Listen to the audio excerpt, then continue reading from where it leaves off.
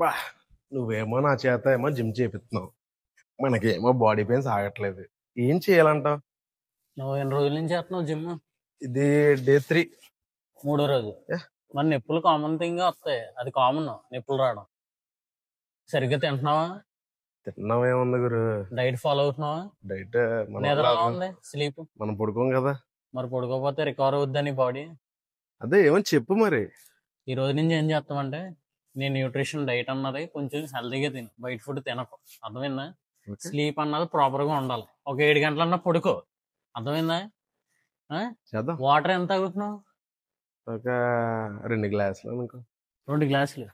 నీ బాడీకి ఏ రకంగా సరిపోద్దా వాటర్? చెప్పు, నువ్వే చెప్పు, నువ్వే అర్థం చేసుకో. రోజు కనీసం 4 to 5 లీటర్స్ వాటర్ తాగు. జిమ్ చేస్తున్నావు కదా, నీ బాడీకి కొత్తగా అలవాటు చేస్తున్నావు కదా పని, అందుకు నీ బాడీకి అలవాటు లేని వల్ల నొప్పులు వస్తాయి. ఇప్పుడు చిన్నప్పుడు నువ్వు స్కూల్కి వెళ్ళేవాడివి, అప్పుడు ఏమవుతుంది, పనిష్మెంట్ ఏమన్నా ఇవ్వాలనుకో, టీచర్స్ ఏం చేసేవారు అప్పట్లో? అడుగుతూ చూపించారు నన్ను అయితే కదా, గుంజీలు కూడా తీయించేవారు. నన్ను గుంజీలు తీయింతే తర్వాత రోజు మానేసేవాడు. సేమ్ అలాగే నీ బాడీ ఎలాగంటే, ఒక వర్కౌట్ చేసినప్పుడు లోపల ఉన్న మజిల్ ఫైబర్స్ అన్నవి బ్రేక్ డౌన్ అవుతాయి. అంటే ఆ కండ అన్న దుక్కున అవి బ్రేక్ డౌన్ అవుతాయి, అంటే కట్ అవుతాయి. నీకు అర్థమయ్యేలా కట్ అవుతాయి.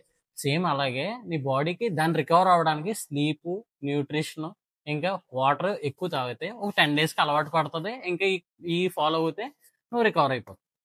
చేద్దాం, రోజు చేద్దాం. ఈ రోజు నుంచి చేయరా. అది